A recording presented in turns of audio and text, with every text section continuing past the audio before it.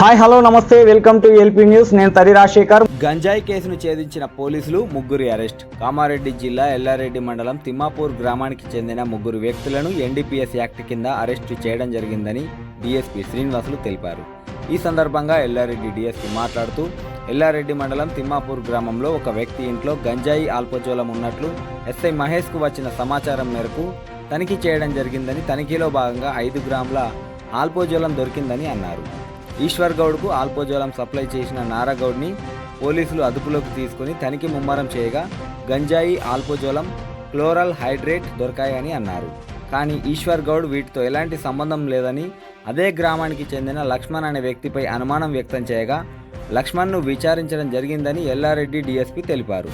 పోలీసుల విచారణలో లక్ష్మణ్కు శ్రీనివాస్ గౌడ్ 15,000 రూపాయలు ఇచ్చి ఈ వస్తువుల సంచిని ఈశ్వర్ గౌడ్ ఇంట్లో పెట్టి పోలీసులకు సమాచారం అందిస్తే పోలీసులు వచ్చి ఈశ్వర్ గౌడ్ను అరెస్టు చేస్తారని చెప్పడంతో లక్ష్మణ్ ఈ పని చేశానని ఒప్పుకున్నారని తెలిపారు. గంజాయి 55 గ్రాములు, ఆల్పజోలం 90 గ్రాములు, ఒకటి 190 గ్రాముల మరో ప్యాకెట్తో పాటు క్లోరోహైడ్రేట్ 140 గ్రాములు లభించడంతో వీటిని సీజ్ చేసి ప్రస్తుతం లక్ష్మణ్, నారాగౌడ్, ఈశ్వర్ గౌడ్లను అరెస్టు చేశామని అన్నారు.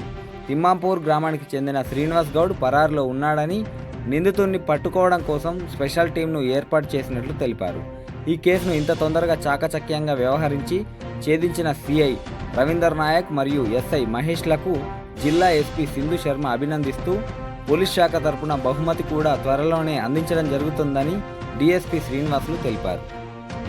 గ్రాముల అల్ఫాజోన్ రికవరీ అయింది.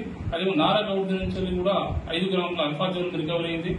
అదే లక్ష్మణ్ దగ్గర నుంచి అంటే వారి దగ్గర 15,000 శ్రీనివాస్ గౌడ్ ఇచ్చిండ్రు. అందులో 5,000 రూపాయలు కూడా ఖర్చు చేసుకోగా మిగిలిన 10,000 రూపాయలు అదేవిధంగా శ్రీనివాస్ గౌడ్ తోటి రెగ్యులర్ గా మాట్లాడి ఎక్కువ కాంటాక్ట్స్ ఉన్నాయి కాబట్టి ఏదైతే డ్రగ్స్ పెట్టినవా లేదా అని చెప్పి కాంటాక్ట్స్ ఉన్నాయి, సీడీఆర్ తీయాల్సి ఉంది కాబట్టి వాళ్ళ సెల్ ఫోన్ కూడా రికవరీ చేయడం జరిగింది.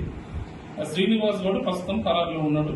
అయితే దీనికి ఈ విధంగా కళ్ళు మామూలకు సంబంధించిన విషయాలలో ఈ శ్రీనివాస్ గౌడ్కు ఈశ్వర్ గౌడ్కు మధ్యలో వీళ్ళు గొడవలు ఉన్నాయి.